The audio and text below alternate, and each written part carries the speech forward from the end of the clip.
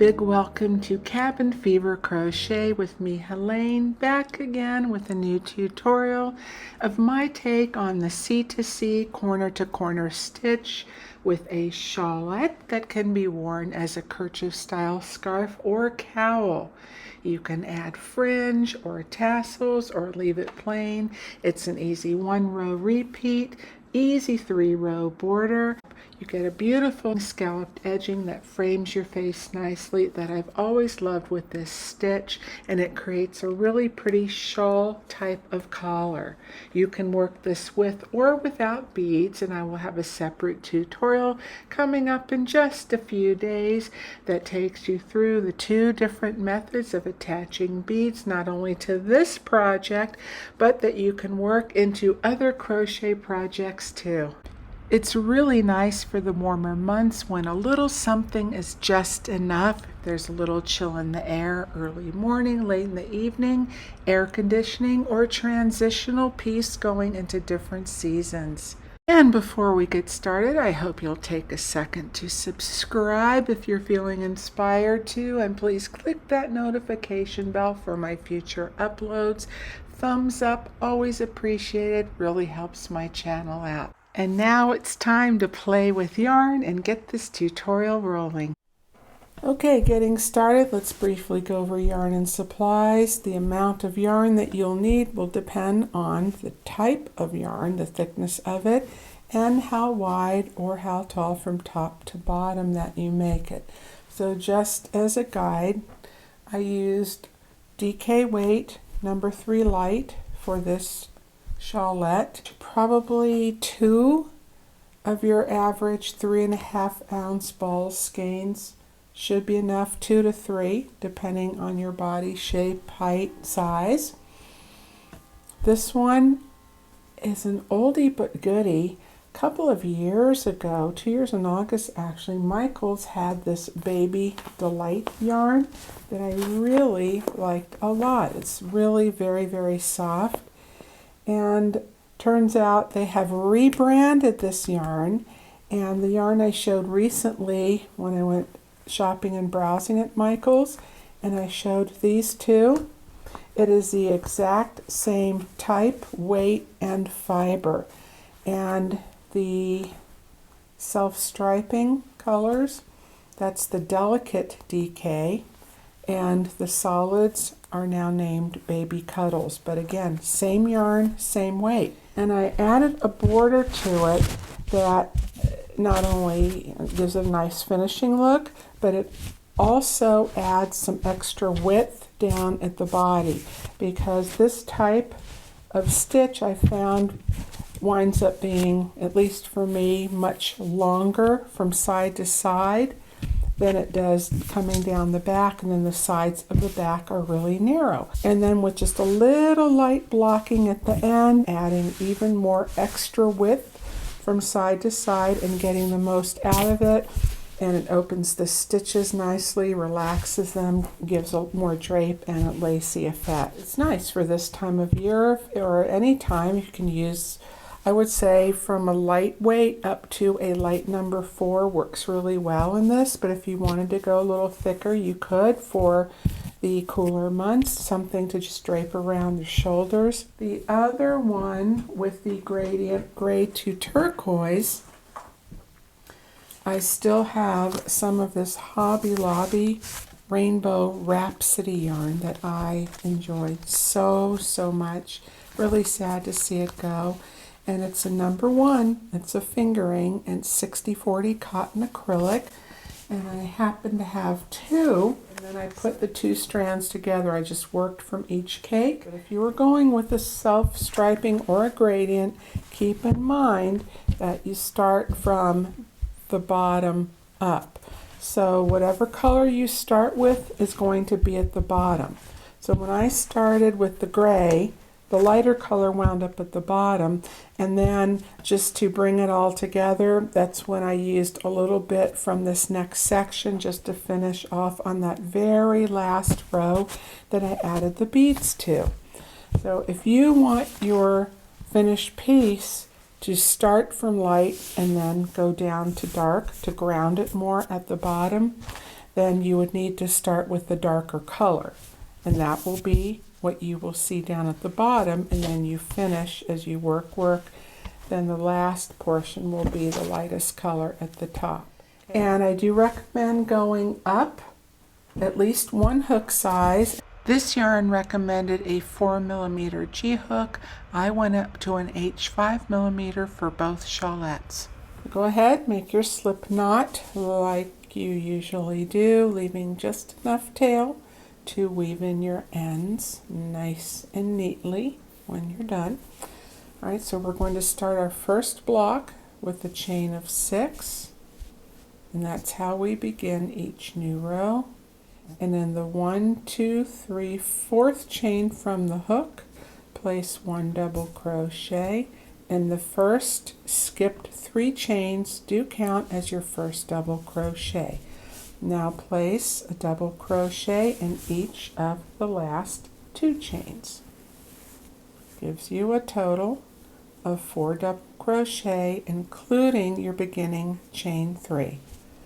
Alright, so there are couple of setup rows here to get this going.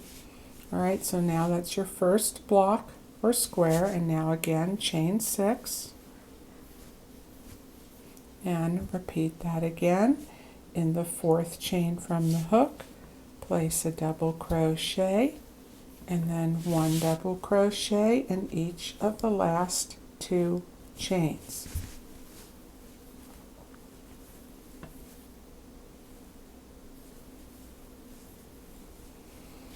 And now your piece is going to look a little bit weird, a little odd, and this tends to just flop down. That's normal, and you see that the tail end is at the top, so we need to rotate this so the tail is at the bottom. Alright, and I go from back to front. I mean, you can go the other way, but you see there's more of a twist here right in this middle section, so if I go back to front, just a little more smooth. But the most important thing is that now your tail end is at the bottom left, and that beginning chain 3, that was the first skipped 3 chains as your first double crochet, that is at the top. We slip stitch into that's chain 3 space, okay, and now we're going to finish this set by chaining 3 as a double crochet and place 3 double crochets into that same chain 3 space, and that completes your 3rd block. Okay, and you will have what looks like a V or a little heart shape. Okay, that's how it should look. Alright, so now we have finished our next row.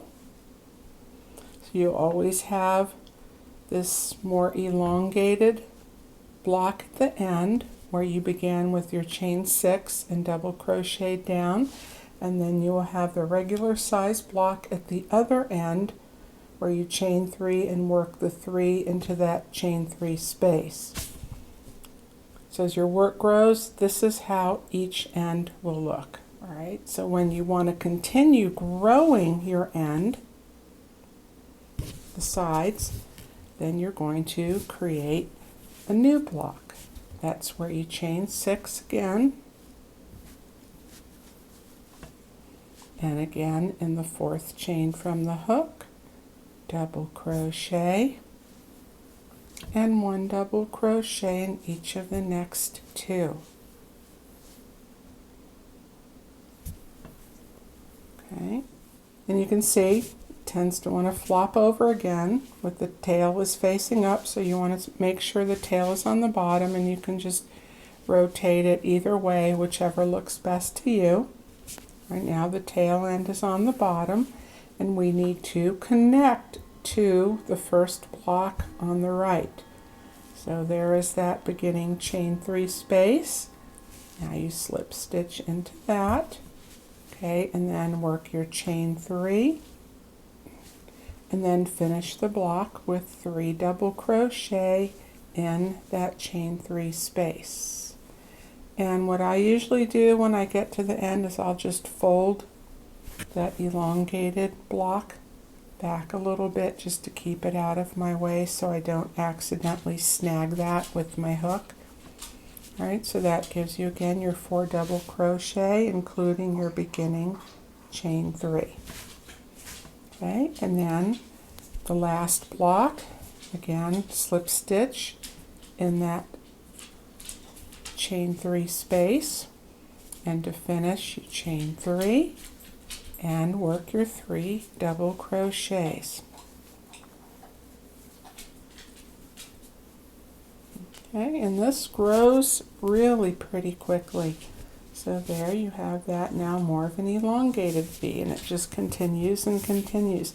And that's all you do. That is the pattern, all you do, back and forth. Right? And you continue working this until you get to your desired width.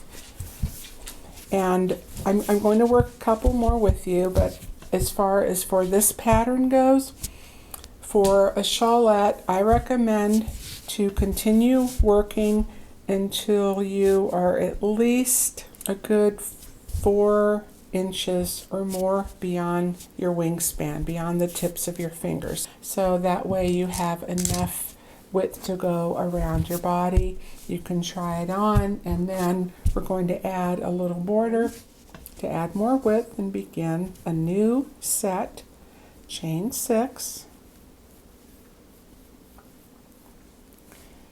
4th chain from the hook, double crochet and double crochet in each of the last 2. And you will only need your stitch marker for the border, okay?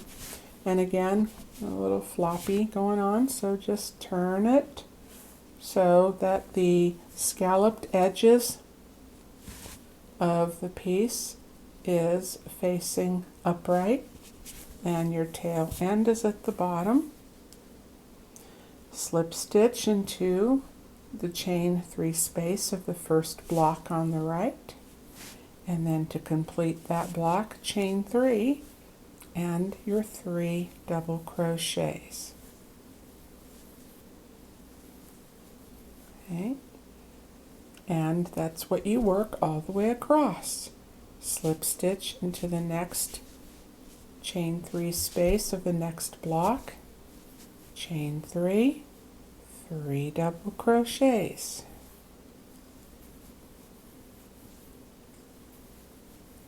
And in the very last, that elongated block, which was the beginning of the last row, the top, sometimes you just might have to separate those stitches, but there's that chain 3 space, slip stitch, finish the last with your chain 3 and your 3 double crochets, and that completes the next row. You can see how it continues to grow, and then begin again your next row, chain 6, double crochet in the 4th chain from the hook or the 3rd chain up, same difference, and then double crochet in each of the last 2 chains. Turn, and see now it's starting kind of wanting to turn back up on its own, which is nice as it grows. So you just want to make sure you rotate, turn that so your scalloped edges are on the top and your tail is on the bottom. And to connect, slip stitch over into the chain 3 space of the first block, chain 3, 3 double crochets,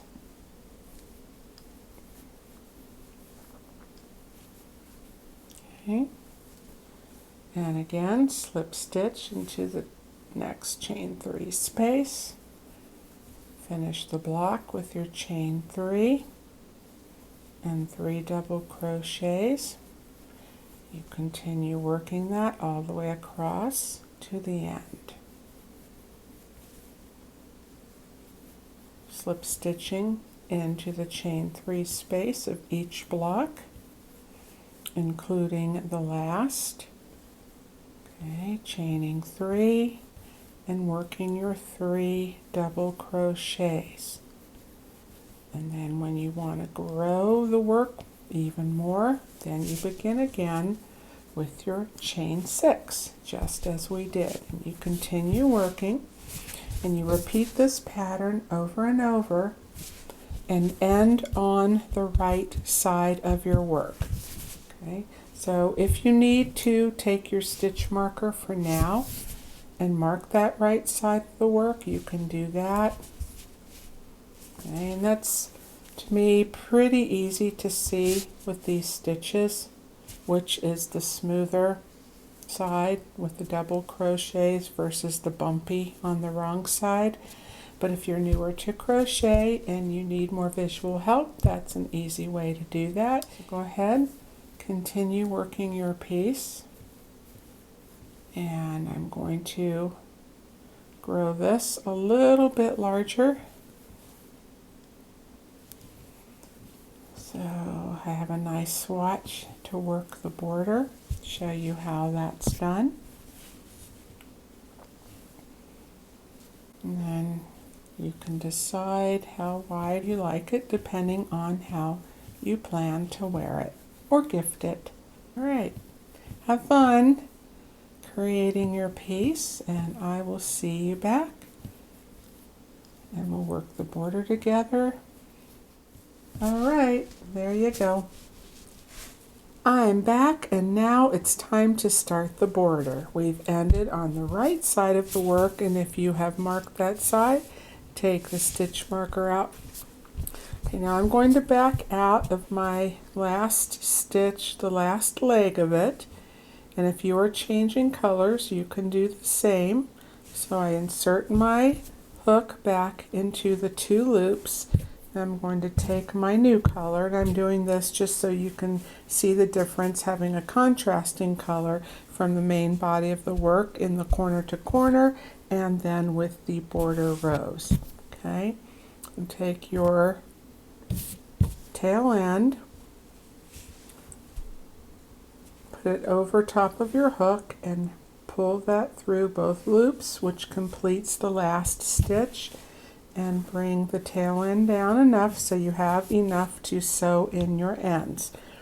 Now if I were going to finish this and not take it apart when I'm done, I would then cut the yarn that I'm finished with to the same length as my new yarn, and then I make a little square knot at the end to close that, okay, which is right over left, left over right, or the other way around. And I don't bring it and cinch it down snug all the way taut. I leave a little bit, just a tiny bit of gap space from my knot to the base of my work. Now I'm just doing that loosely because I will take that out, but just to show you, so that way when I go to weave in my ends, I have enough, just a tiny bit, and enough slack to where I can pull that through the stitches and bury them, and it hides them really, really well. All right. So now don't turn your work for row 1 only. All right. We're just going to rotate it. We're going to continue working on the right side of the work. Just rotate it a little as we work down the left side of the unfinished edge. All right. And for row 1, begin with a chain 3 as your first double crochet, and rather than going into the top of the double crochet, just go in between your last stitch and the stitch to the right of that and work 2 double crochets.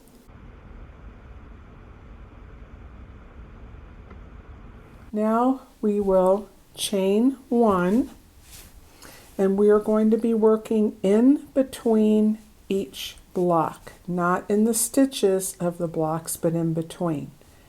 All right, so the first gap space in between the last set at the top and then the first set along the side edge, place 2 double crochets.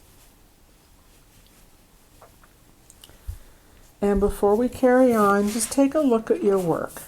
Okay, and you will notice that as we work along the side, you will have one set of double crochets, the 3 that are vertical going up and down, and the next set will be horizontal, side to side, and that's how they alternate. 3 that are vertical up and down, and the next set are sideways. And if you need to, you can just pull your yarn apart a little bit, don't overstretch it, but just enough to separate so you can see what's going on and where to place your stitches. Okay, so now we will chain 1 again, and in between the next block and the next set, place 2 double crochets. Chain 1, 2 double crochets in between the next 2 blocks, and that's what you work all the way down. Chain 1, 2 double crochets in between. Okay, and then because you are working the full width of your shawl, then you would just pause, okay, and then I'll meet you at the very last block. So work only into the gap space between the last block and the block before. All right.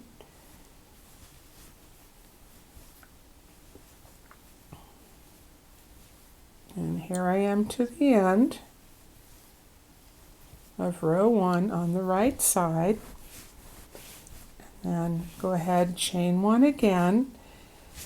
And we need to work, we're going to be working again in between the last stitch and the stitch below, because your tail end, if you work into the top, you pretty much just have a bottom chain here, and that will overstretch that stitch and affect the integrity of that knot and keeping that together. So I don't want to work into it for that reason. For this stitch only, we're just going to place, again, just kind of fit it at the top in between those 2 last stitches, work 2 double crochets,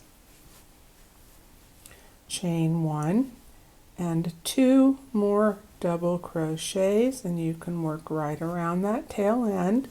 And then working up the other side, you do it in the same way as you did the first side with a chain 1. Now you're going to skip the last 2 double crochets of that bottom corner and then work in between this set to the right and the next set to the left, your 2 double crochets, chain 1, and again in between the next set of 2 blocks, 2 double crochets, and you continue that all the way up to the top. Okay, and I will meet you in between the last 2 blocks. You go ahead and work that, and I'll show you what we do for the last one. All right, I am to the end of our first border row 1. Go ahead, chain 1 again, skip the next 3 double crochets in the end, the top of your chain 3, the 1, 2, 3, third chain up, going to work 3 double crochets and work into both the front and the back loop of that chain. 1, 2, and 3. Okay, great. We have just completed row 1. And now to begin row 2 of our border, which will take us to the wrong side of the work. We're going to work a series of V-stitches and chains. So begin with a chain 4. First 3 chains counts as your first double crochet plus a chain 1. Turn the work and place 1 double crochet in that same beginning double crochet. That's your beginning V-stitch. Now chain 1, skip the next 2 double crochets, and in the chain 1 space place a regular V-stitch with a double crochet, chain 1, double crochet, and that is your repeat all the way around. Again, chain 1, skip the next 2 double crochets and place a V-stitch in the next chain 1 space with the double crochet, chain 1, double crochet, chain 1, jump over to the next chain 1 space and V-stitch with the double crochet, chain 1, double crochet. Repeat that all the way around, including the chain 1 space of your bottom center all the way up to the top, and I will meet you with the last V-stitch in that last chain 1 space, and we'll work the very last set together. And here we are now at the end of a row 2. I've completed my last V-stitch in the last chain 1 space. Go ahead, be sure and you chain 1 again after, and then now skip the next 2 double crochets, and in the last stitch, which is your turning chain 3, in the 1, 2, 3 third chain up in both the front and back loop. Make sure you go through both front loop and back loop.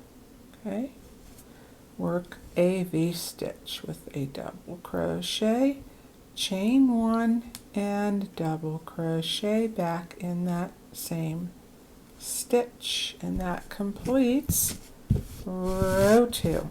All right, so now for the final row of our border, I think we'll go ahead and change colors just so you can see the difference between them. I think it works and looks good either way, and you can decide and customize that how you want, whether continuing with the same color or a contrasting complementary color.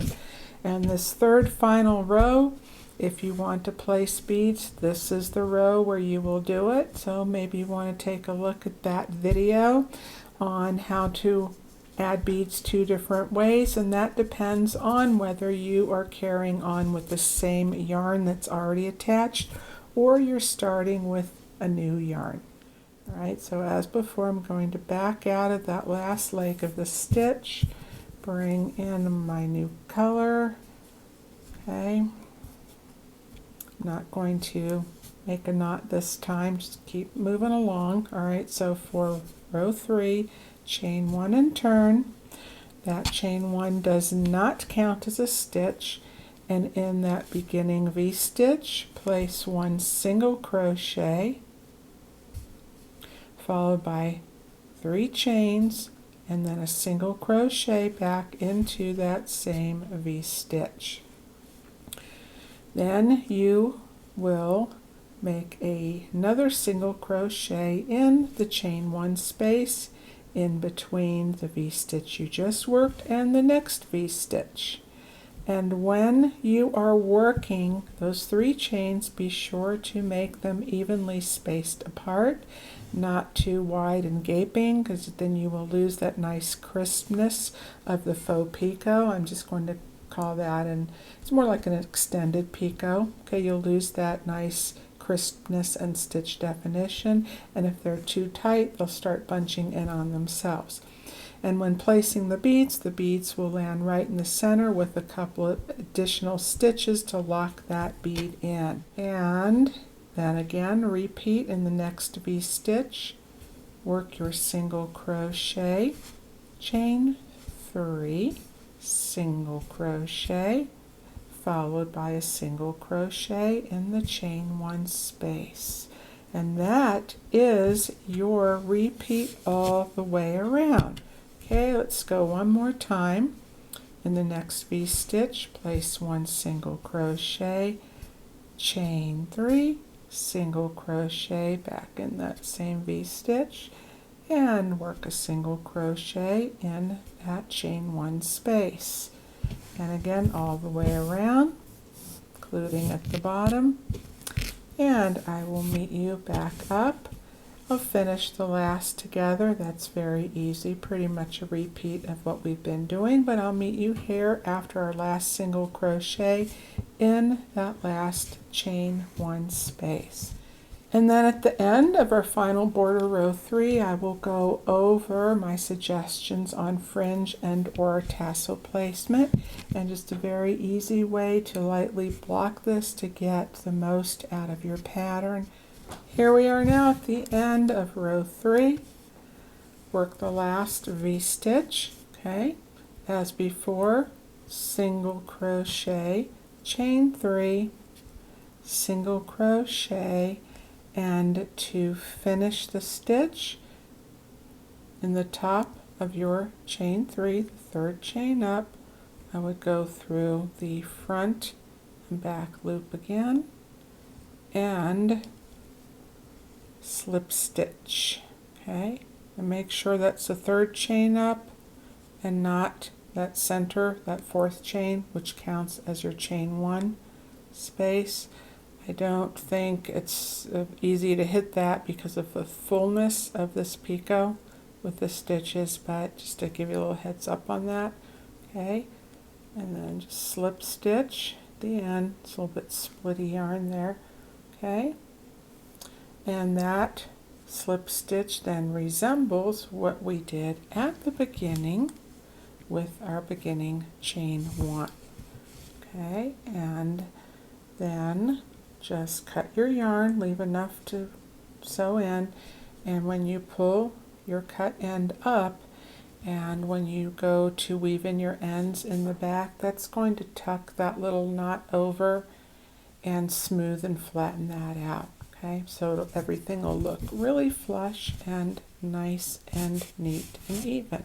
As placement goes for fringe, you can put it wherever you like, but I suggest that you go into that last, the top of the last slip stitch we worked in that beginning chain 1 at the other end. Place your group of fringe starting at the end, okay? That way it's off to the side and your pretty little picots still stand out on their own. And then I would place fringe in every single crochet all the way around in between each picot, okay? And if you just want to have a little tassel at each end, I would put those in the same place, the beginning and end, the slip stitch and the end slip stitch in the beginning chain 1. That's what I would do there. And as far as blocking, whether you need to pin it or not, it's going to depend on the type of yarn you're using. And this corner to corner stitch tends to kind of want to draw inward on itself. It has a lot of spring to it. It gives some really nice dimension and texture, which I love. But to get the most out of that, and again to relax those stitches, open them up, create a little more lacy effect and give a really nice drape, you can either go with the steam iron. Just be careful not to put it too close to your fabric. You don't want to scorch that, and make sure it's on the setting that's recommended for the type of fiber that you are using.